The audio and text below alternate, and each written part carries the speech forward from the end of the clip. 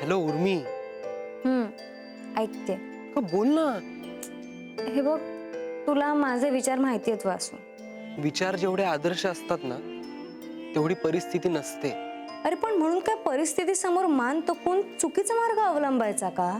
आदर्श नसलेला मार्ग चुकीचाच असतो का? काही लोकांसाठी असतो. सगळ्यांना आनंदी ठेवणं शक्य नसतं उर्मी. अरे सगळ्यांना कुठे म्हणते मी, पण आपल्या माणसांना आनंद देणं हे तरी आपल्या हातात असतं ना. तसं नसतं उर्मी. पालकांनी आनंदी राहायचं की नाही ही सर्वस्वी त्यांची इच्छा असते. हो अरे, पण आपल्या इच्छा आणि आपल्या पालकांच्या इच्छा एक असल्या मग तर झालं. हीच तर आदर्श सिच्युएशन म्हणतोय ना मी. नाही, ही आदर्श सिच्युएशन, ही अतिशय नॉर्मल सिच्युएशन आहे वासू. आपल्या आईबाबांना विश्वासात घेण्याचा मुद्दा आहे हा. ते मला अवघड दिसतंय. वासू अरे, आपलं लग्न एकदा होतं. ते व्हावं हे महत्वाचं आहे. त्यांचा विरोध आहे का मला? तुला नाही. मग उर्मी, ह्या सगळ्या गोष्टी फोनवर नाही बोलू शकत आपण. मी करतो तुला फोन. वासू प्लीज उर्मी, माझ्यावर विश्वास ठेव. मी जो शब्द दिलाय तो मी मोडणार नाही. ते माझ्या रक्तातच नाही. त्याबद्दल नाहीये हे. बाकी मग आपल्यातले डिफरन्सेस आहेत ते आहेत.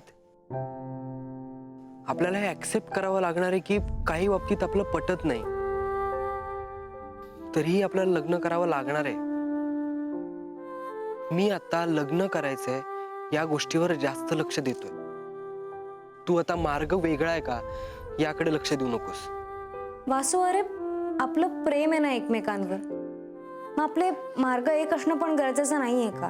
प्रेम म्हणजे सगळं सारखं असणं नव्हे उर्मी, तर प्रेम म्हणजे फरक स्वीकारणं. तो माणूस वेगळा असला तरी त्याला ऍक्सेप्ट करणं.